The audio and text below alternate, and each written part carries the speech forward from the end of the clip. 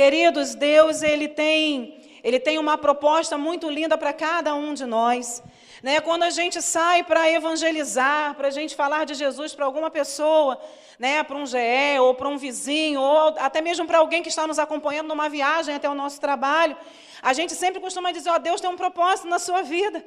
E a gente fala tanto isso para os outros, e de repente no decorrer da caminhada a gente se esquece que esse propósito também é para nós. Que Deus também Ele tem um propósito para a gente. E o propósito de Deus para nós é que nós caminhemos olhando para frente.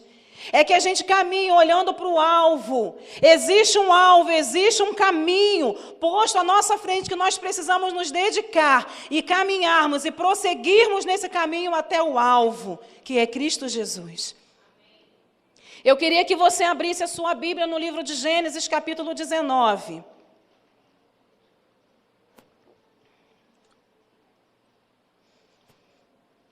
Gênesis capítulo 19.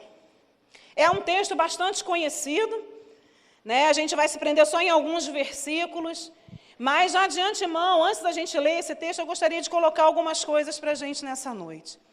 Dentro dessa questão do propósito de Deus para a nossa vida, existe uma proposta que é, como eu já falei, a gente continuar olhando para frente.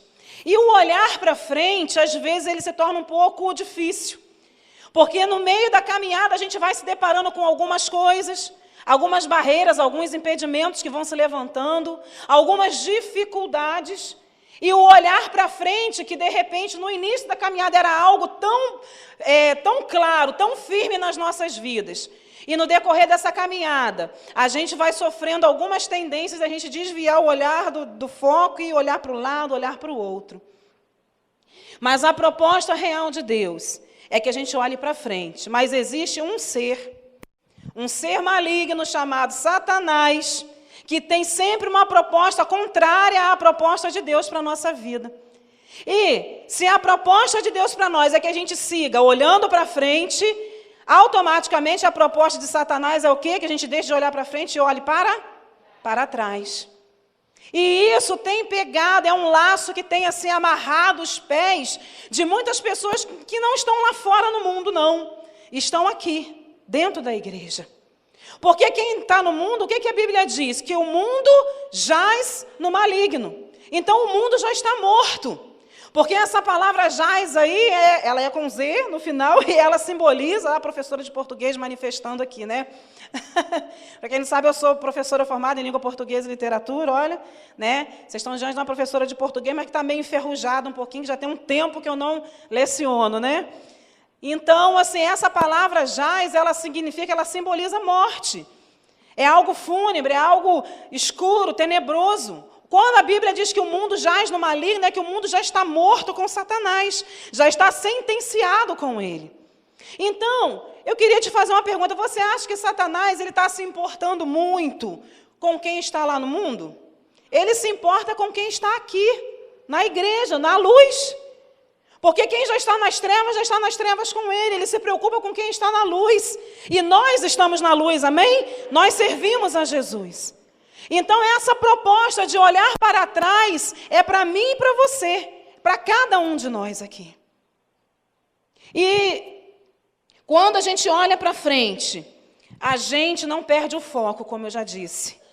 A gente mantém viva a chama de Deus dentro da nossa vida, no nosso coração. No momento do louvor, enquanto você ministrava aquela canção, flui em mim, Espírito de Deus, flui aqui neste lugar. É isso? É, né? Flui sobre mim e ministra os teus propósitos. O meu coração é o teu altar. Essa canção é antiga, beça, né? Desde que eu me converti lá em 1980, nem alguma coisa. Eu já tenho bastante tempo de conversão. Eu falei para vocês aqui que eu me converti com 14 anos, né? Só não vou falar quanto tempo eu tenho de convertir, senão vocês vão somar e vão descobrir a minha idade.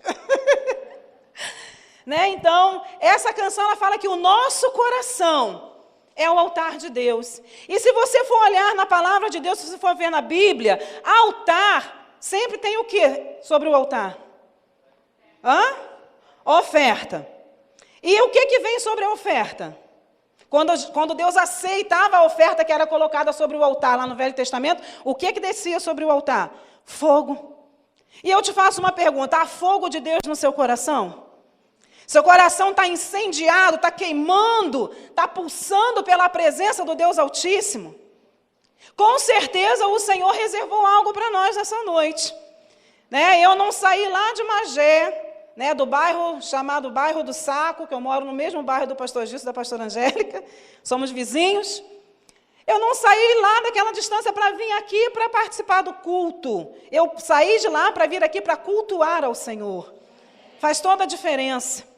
Você não saiu da sua casa para vir aqui participar de um culto, participar de um show, participar de uma apresentação, não. Você veio aqui, você que já tem Jesus no seu coração, você veio cultuar a Jesus. E você que foi convidado, que ainda não entregou seu coração a Jesus, você está aqui para conhecer Jesus através do culto que nós estamos prestando a Ele. Então não estamos aqui à toa, estamos debaixo de um propósito. E Satanás não está satisfeito com isso. Ele está tentando de todas as formas, a todo tempo, atrapalhar. De repente você está aí sentado no seu lugar, mas a sua mente está vagando, está passeando. De repente você não está nem conseguindo prestar atenção direito no que está sendo falado, mas eu te falo, queridos, isso é uma investida de Satanás. E nessa noite, como profetisa do Senhor, eu declaro isso caído por terra em nome de Jesus. Toda mente dispersa, sabe, a gente entrega cativa em obediência à palavra de Deus nessa noite. Você que está aqui, você vai ser tocado pela palavra de Deus, pela presença do Altíssimo que está neste lugar. E a sua vida não vai ser mais a mesma. Amém? Olhar para frente. Quando a gente se mantém olhando para frente, a gente mantém vivos os sonhos e os projetos de Deus para a nossa vida. É muita coisa em jogo. Tem muita coisa em questão nesse propósito da gente continuar, né, prosseguindo para o alvo. Prosseguindo para o alvo, olhando para frente. Sonhos de Deus, projetos de Deus, propostas de Deus.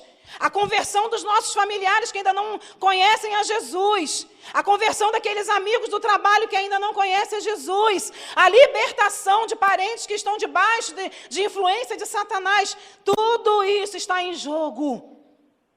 Por isso que Satanás ele vem com essa proposta da gente olhar para trás.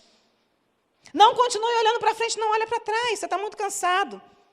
Satanás, ele sabe que uma igreja que está debaixo de um propósito, que uma igreja que segue unida em rumo a um alvo, é uma igreja que avança, e Satanás não quer isso.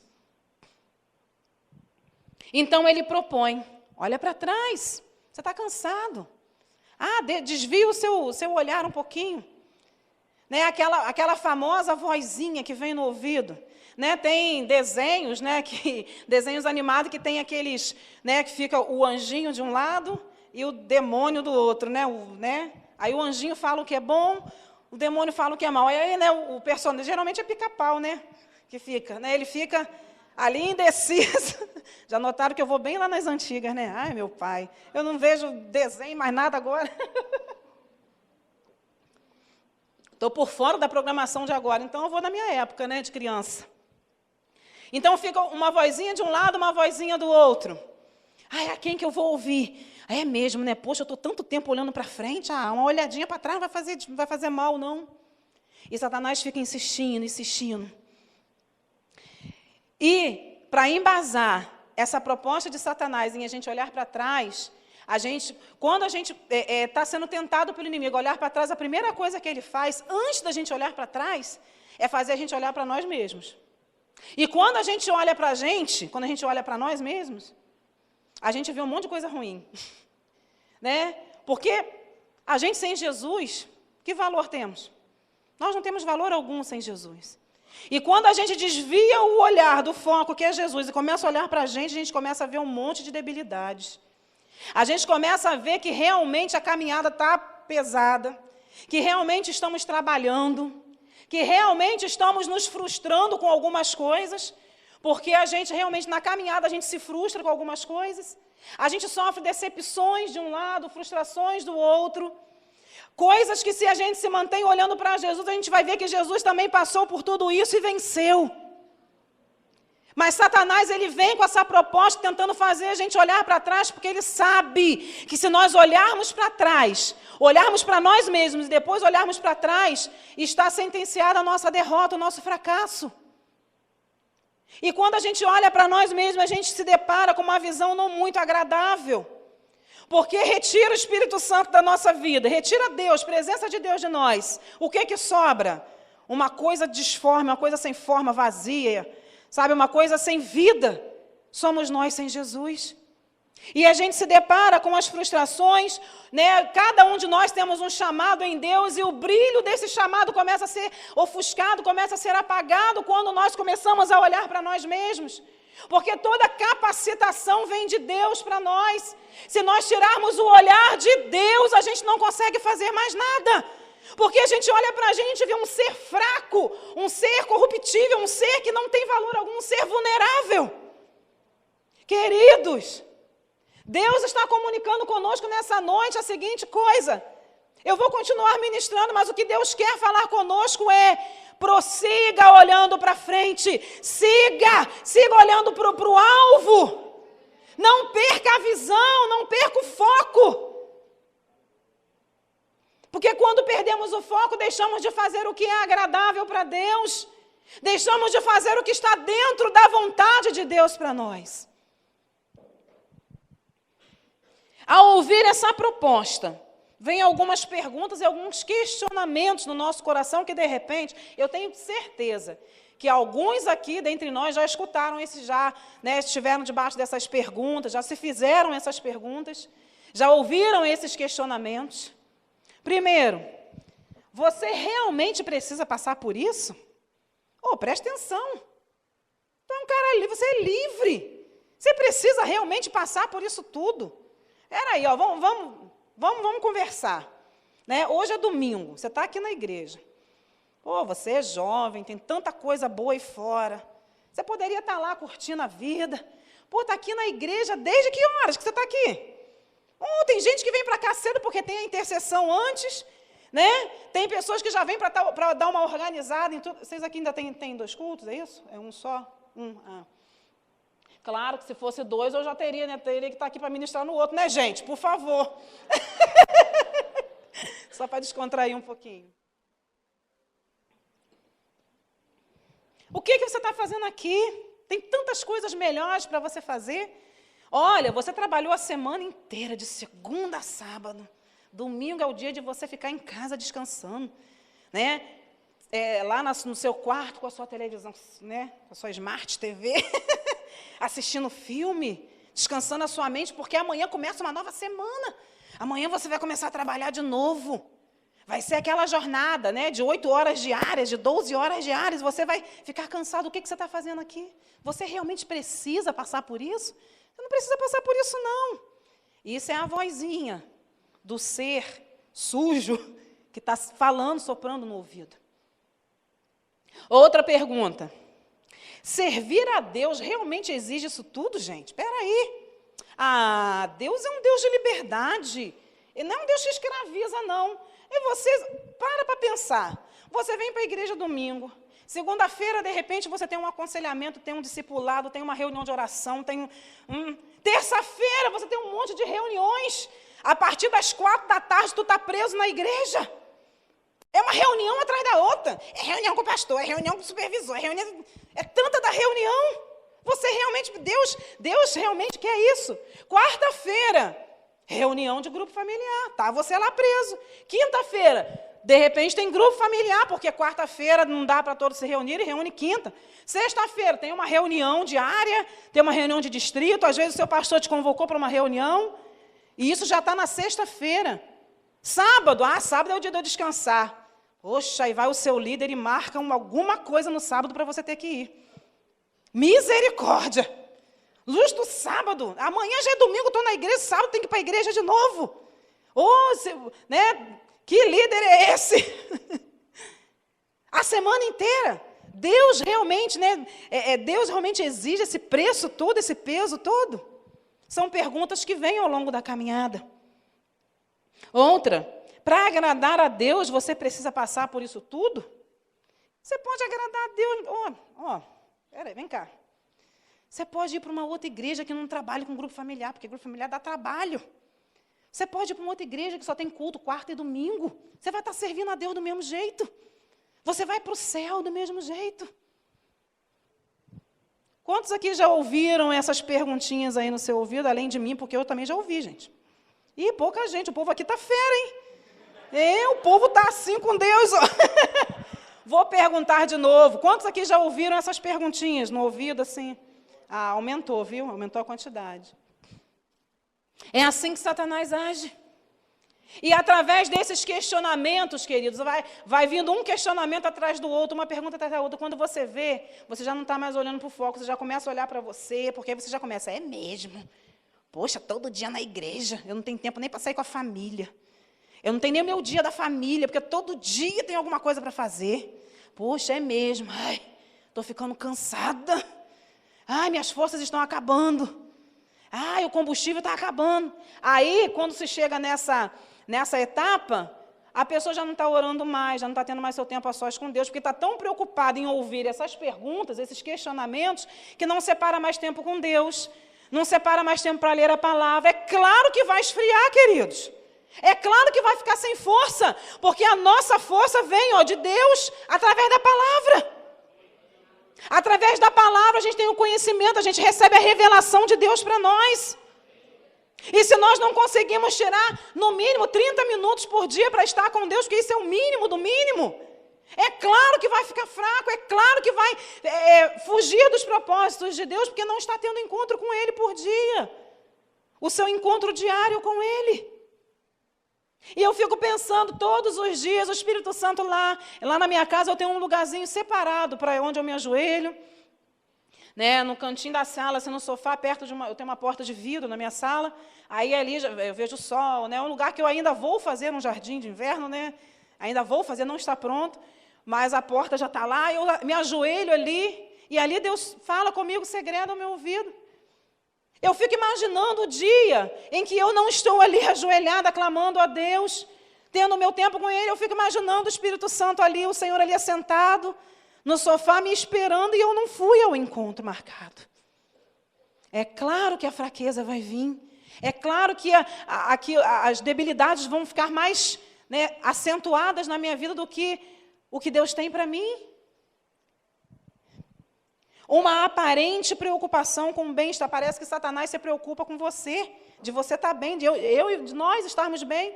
Ele vem com essas propostas, dizendo, você está cansado, você precisa descansar. Olha, você precisa malhar mais, né? Precisa estar mais na academia, né?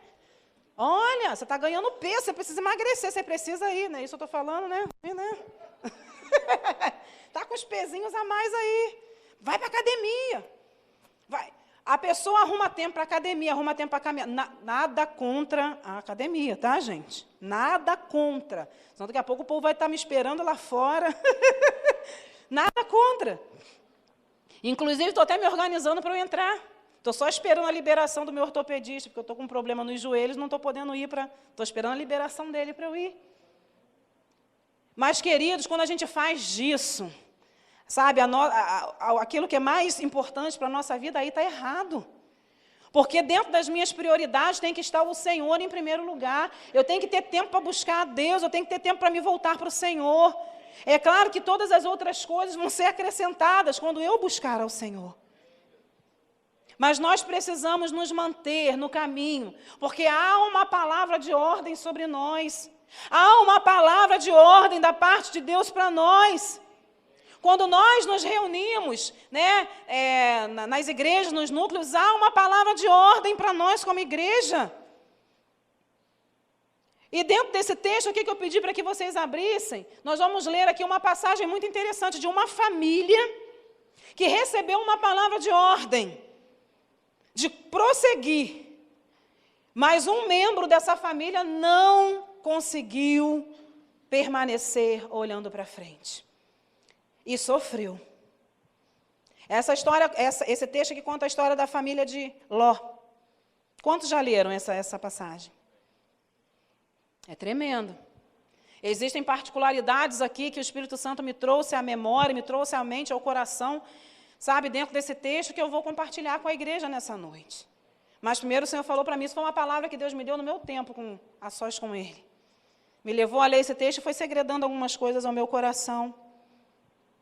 Olhar para trás nesse momento em que eu estou falando aqui, parece a solução.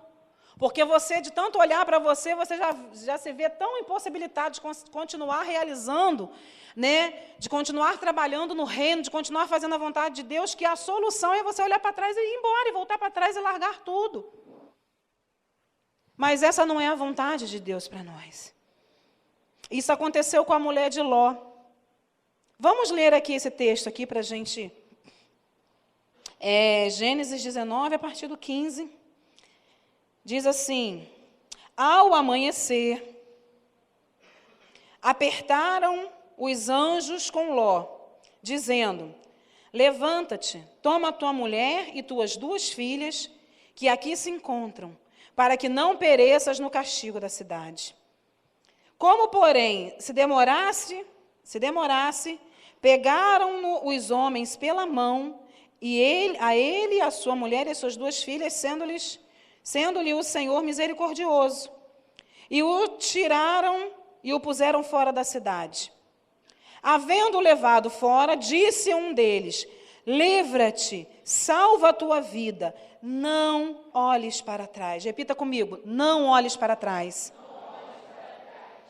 Nem pares em toda a campina, foge para o monte, para que não pereças. Havia uma palavra de ordem do anjo aqui para Ló e sua família: retira-te da cidade e vai. E não... Está fraco. E não... não olhes para trás. Aqui nesse contexto, vamos contextualizar aqui um pouco. Aqui havia uma ordem de Deus para a destruição de Sodoma e Gomorra, porque eram 2 cidades que estavam completamente aversas a Deus. Tudo quanto é tipo de pecado, de práticas ilícitas, eles estavam fazendo nessas cidades. A Bíblia diz aqui, né, versículos anteriores, que esses homens que nós falamos aqui, que estão na casa de Ló, eram 2 anjos. Esses anjos foram para a casa de Ló, e os homens daquela cidade, eles foram até a casa de Ló, tamanha era a iniquidade daquela cidade, tamanho era o afastamento de Deus. Os homens daquela cidade foram à casa de Ló, bateram na porta, pedindo para que ele trouxesse para fora da casa dele aqueles 2 homens que estavam lá, porque eles queriam se relacionar com aqueles 2 homens. E Ló, desesperado, ele vai à porta da casa: não, eu tenho 2 filhas virgens, eu entrego elas a vocês para que vocês façam o que vocês quiserem, mas não toquem na vida desses homens, porque eram anjos de Deus. Tamanha era a iniquidade daquela cidade. Então Deus, olhando para aquela cidade, viu ali Ló, né? E resolveu, e trouxe uma palavra de ordem para Ló: retira-te daqui e vai para outra cidade, porque eu vou destruir Sodoma e Gomorra. E eles receberam, através desses 2 homens, anjos de Deus, que eram para eles se retirarem dali. E no texto aqui que a gente lê, a gente vê que Ló ainda estava assim, enrolando um pouco para sair dali. E os anjos precisaram pegar ele pelas mãos e tirar e levar, e falar: vai, porque nós vamos destruir essa cidade. E deixou essa ordem: não olhe para trás. A mulher de Ló, né, estava saindo dali daquele lugar junto com Ló, mas o coração dela estava apegado àquele lugar onde ela habitou por tanto tempo.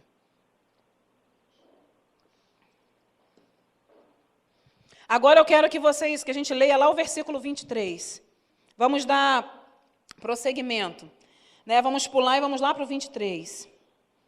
Diz assim: saía o sol sobre a terra quando Ló entrou em Zoar. Então fez o Senhor chover enxofre e fogo da parte do Senhor sobre Sodoma e Gomorra, e subverteu aquelas cidades, e toda a campina, e todos os moradores da cidade, e o que nascia na terra. E a mulher de Ló, o que ela fez? O que está escrito aí que ela fez? Peraí, tem alguma coisa estranha aqui. Qual foi a ordem que o anjo tinha dado? Não olhe para trás. E o que a mulher de Ló fez? Olhou para trás. Meu Deus, mas que mulher teimosa. Ai, será que ela não conseguiu entender o que Deus estava falando ali? Queridos, eu falo para vocês que alguns, não vou botar muitos para não dar ibope para Satanás, alguns dentro da igreja, estão se comportando igual a mulher de Ló. Porque há uma palavra de ordem da parte de Deus para se fazer determinada coisa. Como eu falei aqui anteriormente, nós estamos debaixo de cobertura, nós temos uma palavra de ordem para seguir, mas alguns não estão entendendo. Alguns estão se comportando como a mulher de Ló. Meu Deus, que é isso, pastor? Veio para cá para dizer que aqui tem gente em pecado, que aqui tem mulher de Ló aqui no meio de nós. Queridos, eu estou aqui falando, né, mas não só para a igreja local, estou falando para a igreja no modo geral. Eu me incluo nessa lista. Alguns estão se comportando como a mulher de Ló. Recebe a revelação de Deus, recebe a palavra, recebe a orientação e segue por outro caminho. Ou será que isso acontece só lá em Magé? Discipulado, meu Deus! Tem discípulo que eu vou te falar, é uma bênção, né? É uma arma mesmo para forjar a nossa vida, para forjar o nosso caráter, para, né, fazer com que a gente cresça. Ou será que só tem discípulos assim desafiantes lá em Magé? Aqui tem algum discípulo assim? Não tem não, né? Imagina, todo mundo aqui, ó, beleza. Discipulado flui que é uma beleza com todos, né? 100% de discipulado toda semana. Você reúne com o discípulo, você conversa, fala, querido, olha só, né, mas você não acha melhor ir por aqui? A gente também nunca impõe nada, a gente leva ele a ele mesmo, ao próprio discípulo, chegar à conclusão daquilo que a gente quer falar, né? Você não acha melhor, né, seguir por aqui, ao invés de você fazer assim? Se você fizesse assim, será que você não conseguiria chegar no alvo com mais clareza, com mais firmeza? Aí, no discipulado, não, é verdade, é mesmo. E, ó, vou fazer, é mesmo. Poxa, amém. Amém, meu discipulador. Olha, revelação de Deus para a minha vida. Então, tá, aí acabou o horário do discipulado, vamos orar. Meu querido, vai na paz do Senhor até, né, semana que vem no discipulado, mas a gente se encontra aí durante a semana. Ele bota o pé fora da casa ou da igreja ou do lugar onde está sendo discipulado. O caminho era esse aqui. Ele olha para o caminho, olha para trás para o discipulador, olha para o caminho. Ah, quer saber da coisa? Eu vou por aqui. Ó. Isso só acontece lá em Magé, né? Mulher de Ló. Queridos, a gente precisa, sabe, assim, buscar o nosso lugar em Deus e saber onde nós devemos estar em Deus. Homens e mulheres, adolescentes, jovens, crianças bem resolvidos em Deus. Saber o que Deus tem e se bastar naquele Deus, é isso que o Senhor tem para mim, é por aqui que eu vou. Sabe, é por aqui que eu vou caminhar, eu vou seguir por aqui, porque eu sei que isso é o melhor para mim.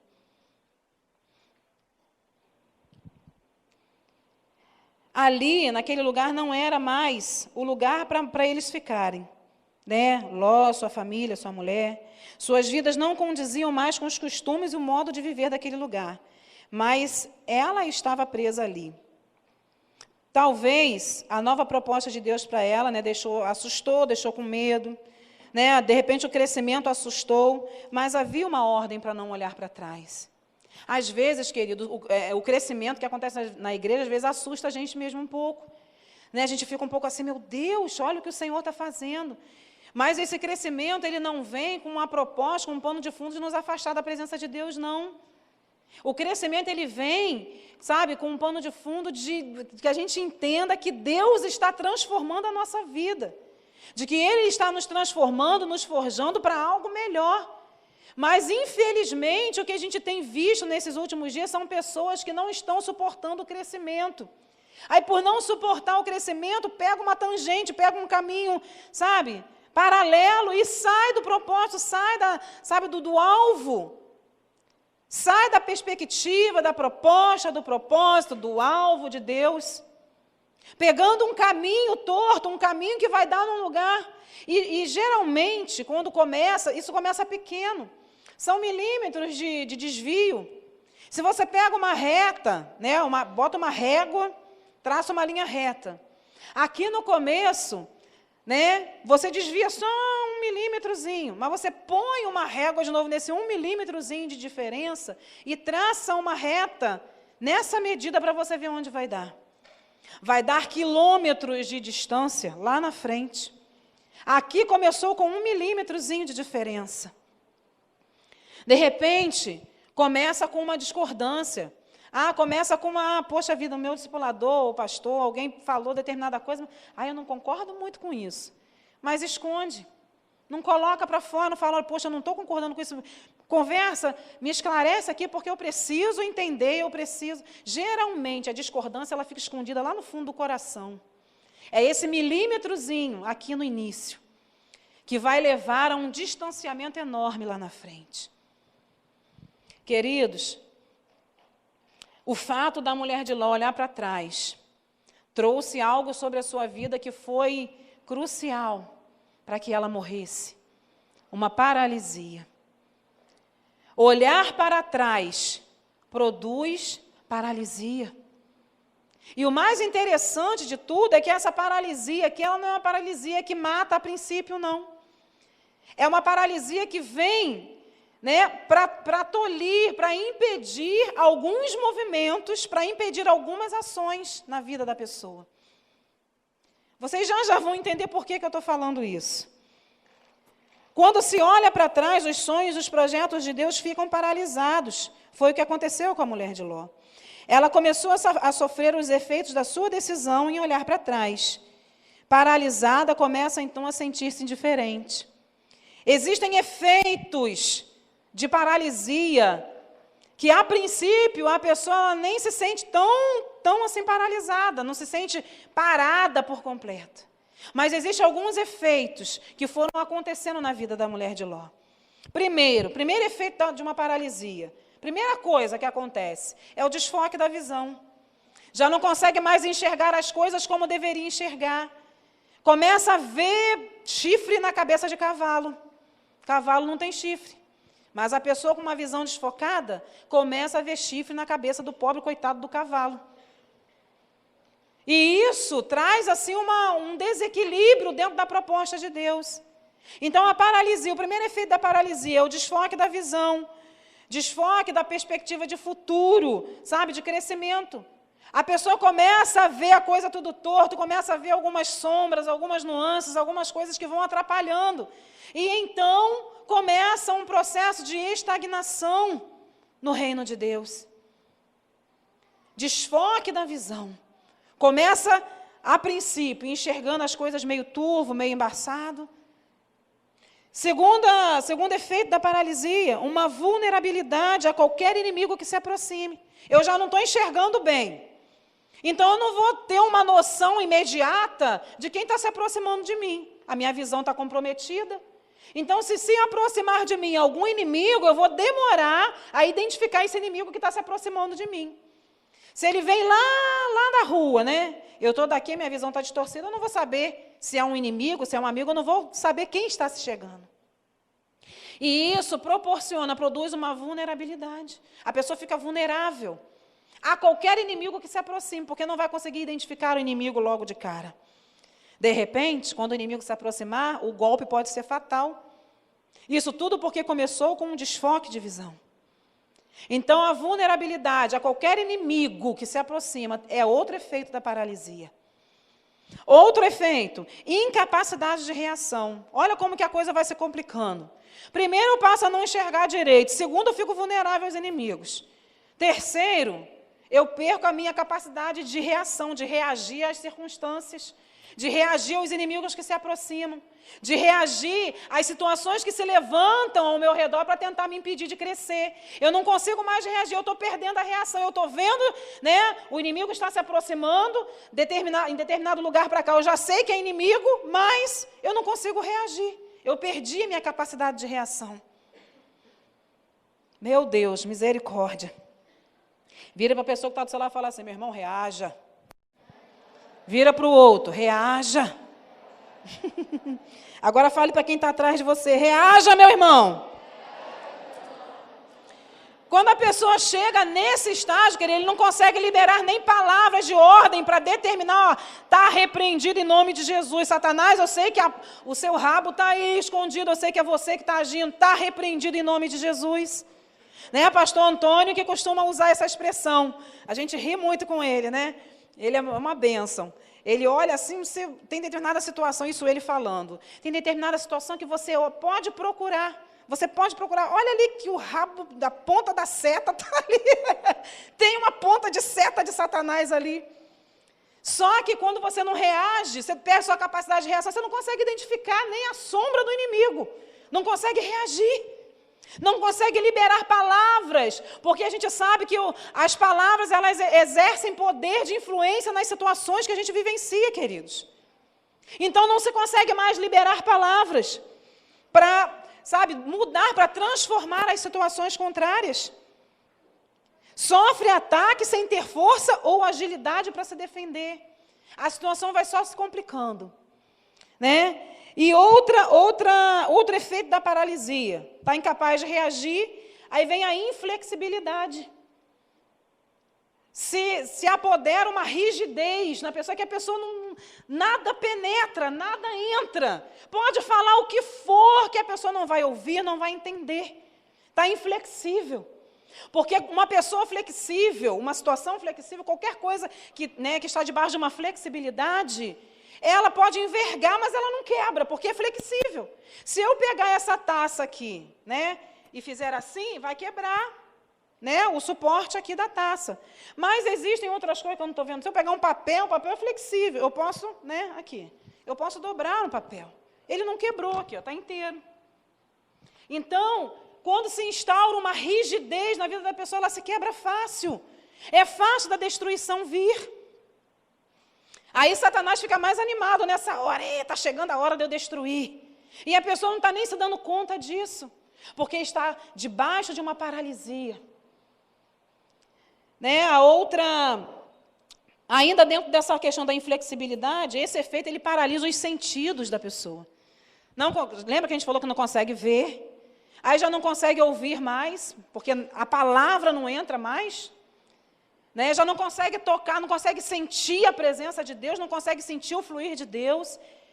A pessoa debaixo desses efeitos aqui, ele pode estar no meio de uma igreja incendiada pelo poder do Espírito Santo, que ela vai ficar assim, parada, sem sentir nada.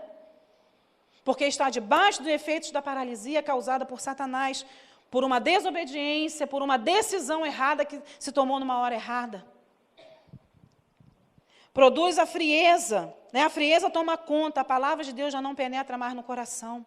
Queridos, quando a palavra de Deus já não consegue mais transformar a vida de uma pessoa, meu Deus, só o poder sobrenatural, só Deus descendo, e mesmo assim tem gente que o anjo desce, está ali na frente, eu sou o anjo de Deus. A gente não viu isso com os homens lá da cidade, Sodoma e Gomorra? Os anjos de Deus estavam na cidade, eles não conseguiram identificar que eram os anjos de Deus, presença de Deus. Outro efeito, a impossibilidade de se deslocar. Não se chega ao lugar proposto. Paralisou geral. Parou. Não consegue mais se movimentar. Olha só como que a coisa vai complicando. Primeiro perde, a visão desfoca. A pessoa não fica cega, não. Desfoca a visão. Depois, fica vulnerável aos ataques do inimigo. O inimigo vem e age na vida da pessoa. A incapacidade de reagir, não consegue mais reagir a esses ataques. Inflexibilidade, se instaura uma rigidez, que fácil vai ser quebrado pelo inimigo. E a impossibilidade de se deslocar, não consegue mais sair do lugar. Se olhar para trás traz tantos prejuízos assim, por que as pessoas olham para trás? Pergunta para o seu irmão aí, vê se ele sabe te responder. Fala assim, meu irmão, se olhar para trás traz tanto prejuízo assim, por que as pessoas continuam olhando para trás? Por que será? Não é verdade? Parece uma pergunta que não tem resposta. Você sabe responder? Tem alguém aí que sabe responder? Se tem, vem aqui, que a gente vai deixar você responder. Essa pergunta tem uma resposta, assim, aparente? Rápida? Mas eu te falo, as pessoas olham para trás, continuam olhando para trás, mesmo tendo todos esses danos. Sabe por quê? Por causa do aparente descanso, a sensação de bem-estar e facilidade e abundância que concorrem com os planos de Deus. Tudo parece mais fácil lá atrás. Na frente você está olhando, tem barreira, tem muralhas para você transpor, tem coisas para você, sabe, vencer, tem gigantes, tem Golias, que você tem que jogar uma pedra nele para ele cair, sabe? Existem inimigos, exércitos inimigos à nossa frente tentando impedir a gente de avançar. Mais atrás parece tudo mais fácil. Sabe por quê? Porque você já passou por lá. Então parece ser mais fácil porque, de repente, são dificuldades que você já venceu. São coisas que você já transpassou, né? Você já transpôs.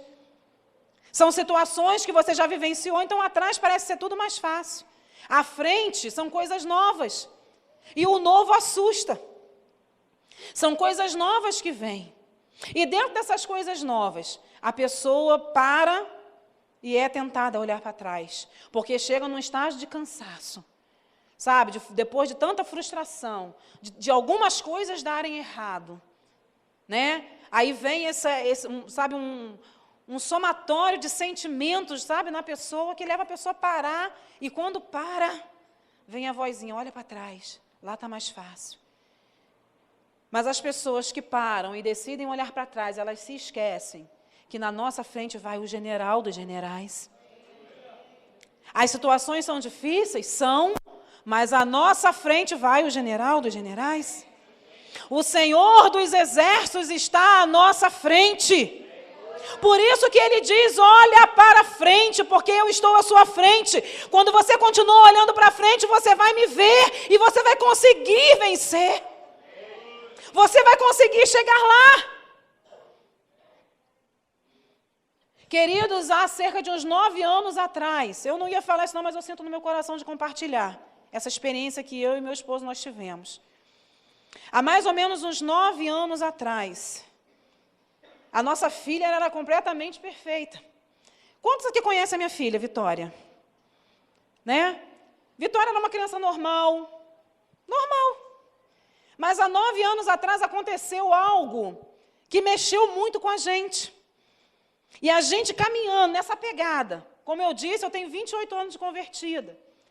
Já vai para 29. E uma pegada, porque eu estou desde o início lá na igreja de Magé, a gente está lá desde o começo. Muito trabalho, muita luta, muita presença de Deus, muito, sabe, e trabalhando e me envolvendo, 100% envolvida, sabe, buscando ser fiel a Deus, buscando, sabe, agradar ao meu Senhor. E há 9 anos atrás eu estou sentada com a minha filha, arrumando ela para ir para a escola. E eu começo a pentear os cabelos dela e o que acontece? Sai um tufo de cabelo assim dela, eu falei, meu Deus, o que é isso? E eu tentando disfarçar para ela não perceber, continuei penteando o cabelo. Não, peraí, aconteceu algo antes, perdão. Ela foi passar um final de semana na casa da minha irmã, da Célia, né, que é responsável lá pela nossa igreja no Parque Bonneville, ela é minha irmã. E ela foi passar um final de semana porque ela sempre gostou, porque Célia é toda maluca, toda doida, né, brincalhona, então as crianças amam estar com ela. E ela foi passar um final de semana com Célia e no domingo ela voltou para casa. Quando ela voltou para casa, eu percebi que tinha um negócio embolado aqui no cabelo dela, muito cabelo embolado aqui. Aí eu falei assim com Isaías, falei, poxa vida, Célia é fogo, cara. Pô, nem penteou o cabelo da garota, mandou a garota com o cabelo todo embaraçado para a igreja, tudo esquisito. Né? Aí eu fui tentar pentear aquele cabelo, só que não dava, aquele nó que estava ali não desfez. Aí eu levei ela num salão, aí pedi a menina para cortar o cabelo dela, ela nunca tinha cortado o cabelo dela era enorme, cacheado, lindo o cabelo. E ela foi e tentou desfazer, mas não conseguiu desfazer aquele nó, aquele bolo que deu aqui no cabelo da minha filha. Ela falou assim, olha, a gente vai precisar cortar. Eu já fiquei assim com o coração, né? Ai, cortar o cabelo, um cabelo, né, que nunca tinha sido cortado. Amém. E eu tinha acabado de levá-la ao Beleza Natural, o cabelo estava lindo. Embolou tudo aqui embaixo. Aí, então tá, corta. Cortou o cabelo. Aí que eu percebi que o cabelo estava meio ralinho. Quando eu fui, né, quando foi no outro dia, a gente foi pentear o cabelo, aí que começou a cair, sair no pente o cabelo. E eu, sem entender, ela estava assim, sentadinha de costa para mim, e Isaías estava assim, sentado no sofá. Eu peguei o pente, o cabelo, levantei e mostrei assim para ele, fiz assim. Aí ele olhou, mas homem é meio esquisito, né? Me perdoe aí os homens, tá? Mas homem é meio estranho, assim. Meu Deus, a gente percebe as coisas assim, né? A gente se toca com as coisas. Me perdoe, isso aqui tem homem que não é desse jeito, tá? Toda regra existe uma exceção, né? Mas a maior parte dos homens consegue perceber muito. E ele olhando, ele fez assim. Não entendeu nada, né? Aí eu... E ele? Eu com o pente de um lado, o cabelinho do outro lado. Aí tudo bem, falei, depois conversa, depois falo. Aí prendi o cabelo dela, ela foi para a escola. Eu falei com ele, o cabelo dela está caindo. Queridos, em 20 dias, ela ficou sem cabelo nenhum. E a gente sem saber o que era. Meu Deus, o que é isso?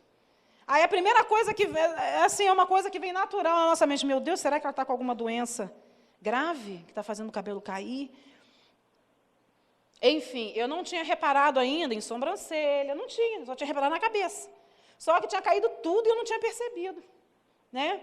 Quando eu fui olhar, ela estava sem pelo nenhum no corpo, sem sobrancelha, sem o cabelo. Aí começou o nosso desespero.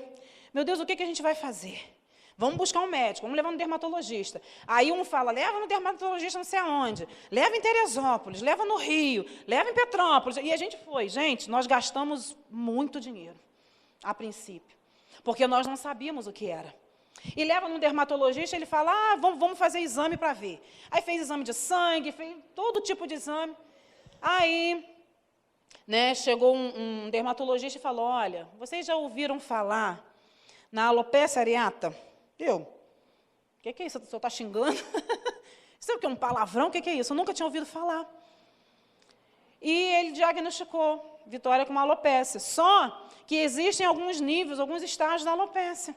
Já viu algumas pessoas que têm algumas falhas, assim, que o pessoal chama de pelada, né?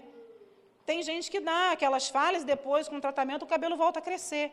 Mas o da minha filha, queridos, foi a pior, foi a mais agressiva fase dessa doença.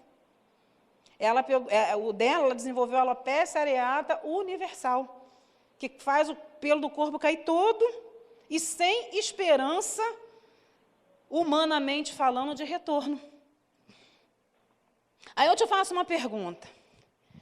Uma pessoa que serve a Deus com todo o coração, sabe, que se mantém fiel a Deus, que constituiu a família debaixo dos propósitos de Deus, sempre dando ouvidos ao Senhor. Senhor, a minha vida é tua, estou aqui para te servir. Chega uma certa fase da sua vida, acontece algo desse tipo. Você acha que o que veio na nossa mente, na minha mente do pastor Isaías nessa hora? Meu Deus, os questionamentos dos quais eu falei aqui. Vale a pena ser fiel a Deus? Vale a pena continuar servindo a Deus? Uma vida de dedicação, uma vida de fidelidade. E agora acontece isso, sabe por quê? Porque o mais desesperador, queridos, é que essa alopecia, ela dá em uma pessoa a cada 1 milhão. Você sabe o que é isso? No meio de 1 milhão de pessoas, a minha filha foi contemplada com essa doença. Não é uma doença que mata, não mata. Ela não tem risco nenhum de vida. Mas, esteticamente falando... E a gente começou tratamento e nada dando certo. Aí nós levamos, porque, para quem não sabe, meu marido ele é militar, né, ele é um policial, e a gente começou a levá-la ao hospital da PM para fazer, porque tinha um dermatologista muito bom, já que trabalhava com crianças, com pessoas com essa doença, e a gente levou ela lá. Aí começou o tratamento, começou, e passa remédio daqui, passa exame dali, e chegou um dia que eu levei para encurtar logo a história, eu levei a minha filha para uma consulta, e daquele dia em diante eu não voltei mais lá. Porque aquele médico, ele virou para minha filha, ela tinha 9 anos nessa época, virou para ela e falou assim, olha só, o seu caso não tem jeito mais não. Não tem cura, você vai ficar assim, e o seu cabelo não vai crescer mais. Ela ficou assim, olhando para ele, e o meu braço quase que voltou a ser do mundo, né?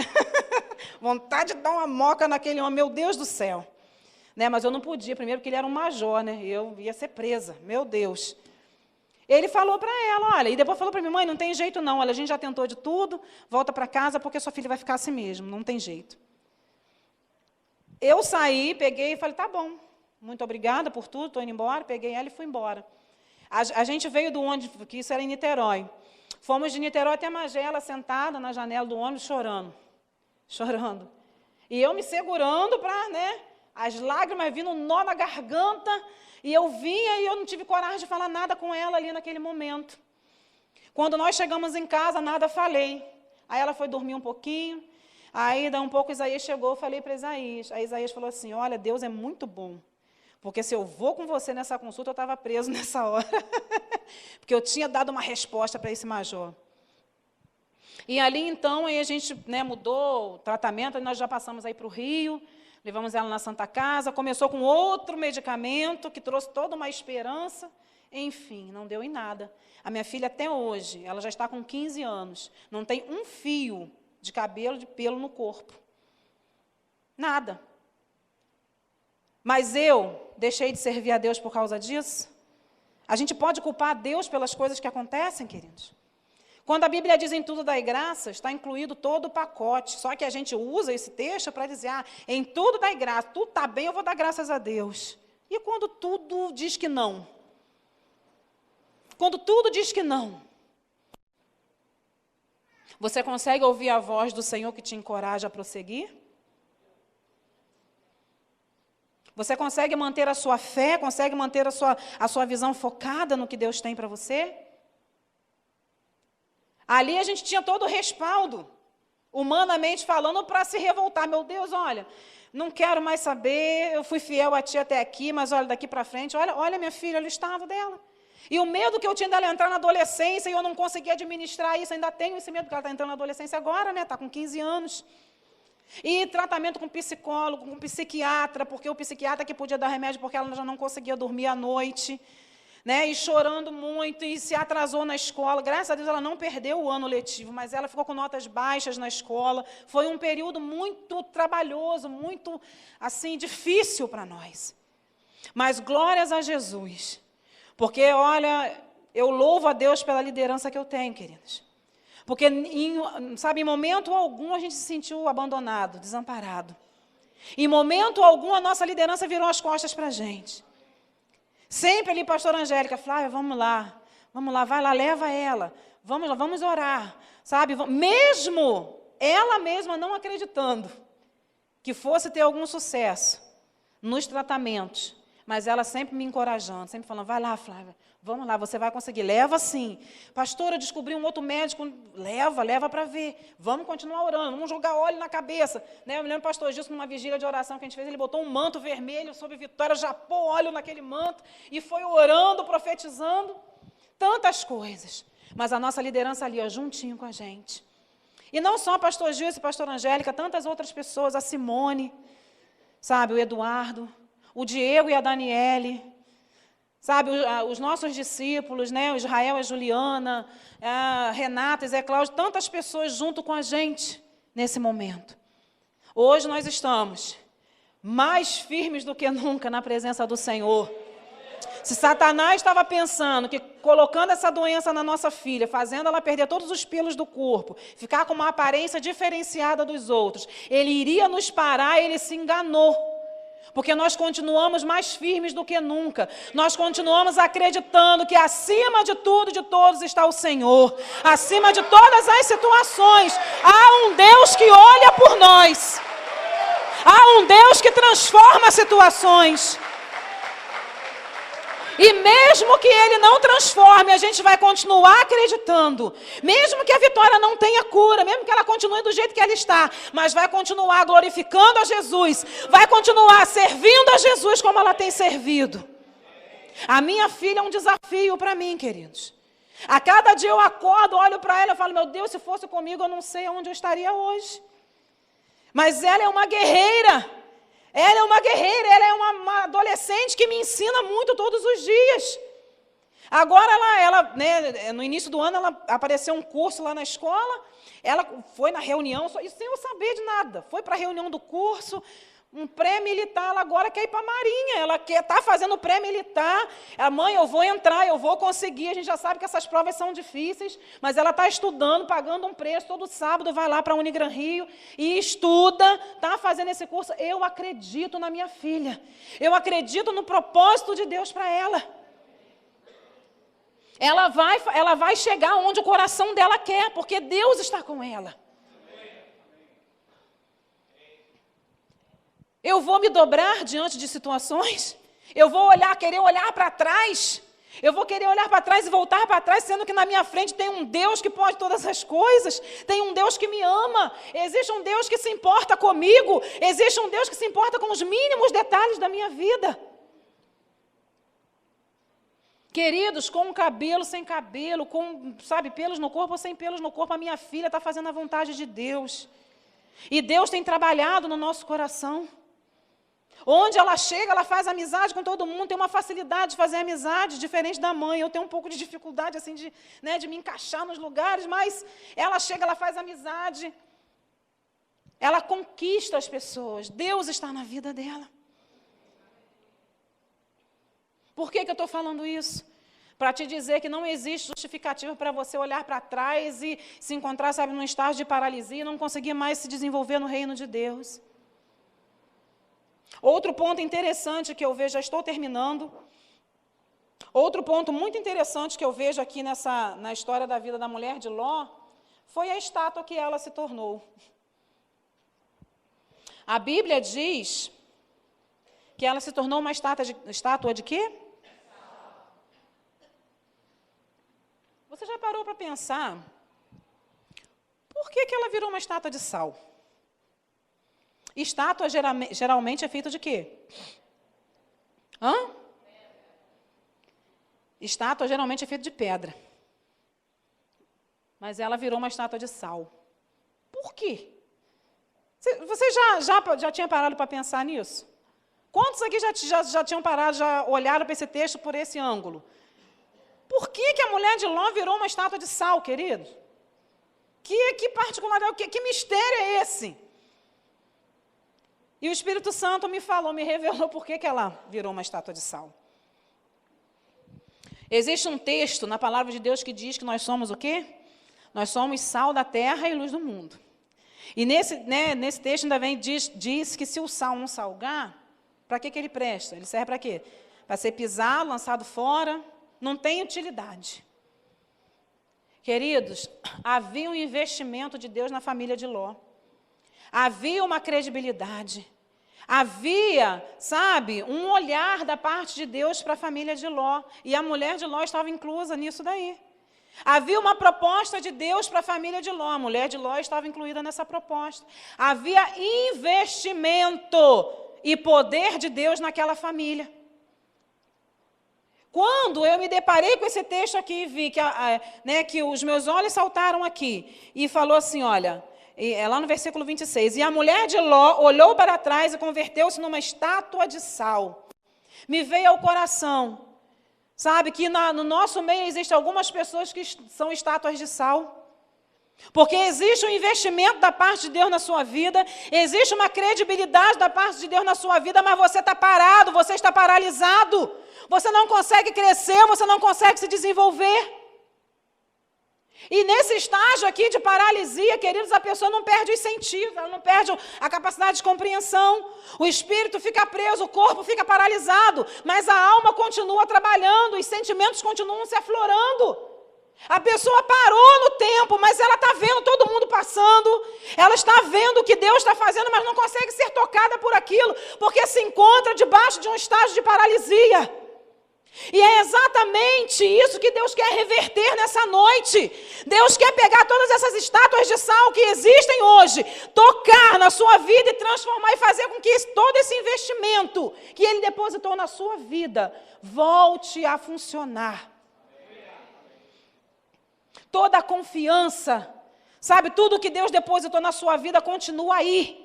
A mulher de Ló ter se tornado uma estátua de sal significa que as pessoas estão paralisadas, mas ainda há chance, ainda há, queridos, uma chance de Deus entrar e transformar. Porque se assim não fosse, ela teria se transformado numa estátua de pedra. Mas o sal é o que dá gosto, é o que dá sabor, querido. Se você está parado, se você parou no tempo, saiba que a sua vida ainda pode dar sabor, ainda pode transformar outras vidas. Você pode ser poderosamente usado por Deus para transformar situações e vidas. Porque você é sal da terra. E nessa noite, o Espírito Santo, Ele falou ao meu coração Que existem algumas estátuas de sal aqui no nosso meio, mas que Ele, nessa noite, vai te tocar. E você vai começar a se movimentar de novo. Você desfocou a sua visão, mas Deus hoje vai fazer você olhar para o alvo novamente. Você está fraco, Deus vai injetar força em você. Você está parado, Deus vai injetar uma motivação no seu coração que vai fazer você se movimentar. Você vai começar a andar, correr, voar na presença de Deus. Porque a proposta de Deus para nós é que sejamos uma igreja viva, uma igreja poderosa, uma igreja que realiza a vontade de Deus. Eu queria te convidar a você se colocar de pé nessa hora, queridos, em nome de Jesus.